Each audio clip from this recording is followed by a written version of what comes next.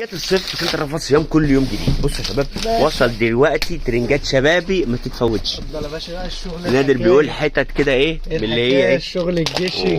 حته بسم الله ما شاء الله.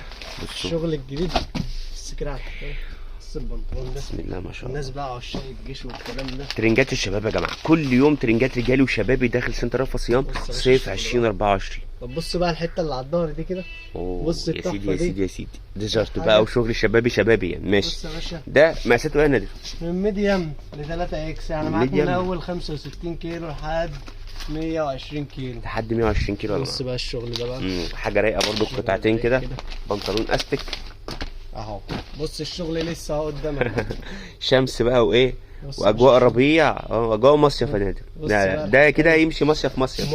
مصيف والبنطلون بص بسوسته يا باشا. كمان، بنطلون استك. شوفوا الاستك تحت اهو. الشغل الباجي.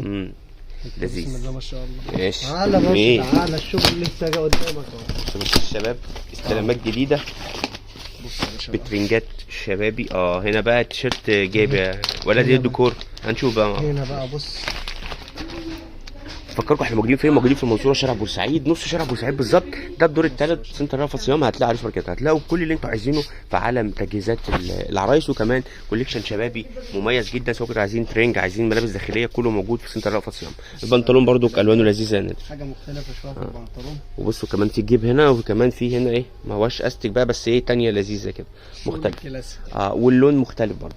طيب مميز كل جدا. ده موجود في سنتر رفض صيام المنصوره شارع بورسعيد. هتلاقوا كل اللي انتوا عايزينه هنا. واستنوا ان شاء الله مجموعه فيديوهات تفصيليه، لان الاستيلات بتاعت الترنج الشبابي كلها مميزه ما بين الترنجات اللي موجوده واللي لسه بتيجي كل يوم. استنوا فيديوهات جايه نقول لكم تفاصيل اكتر على الترنجات اللي موجوده في سنتر رفض صيام.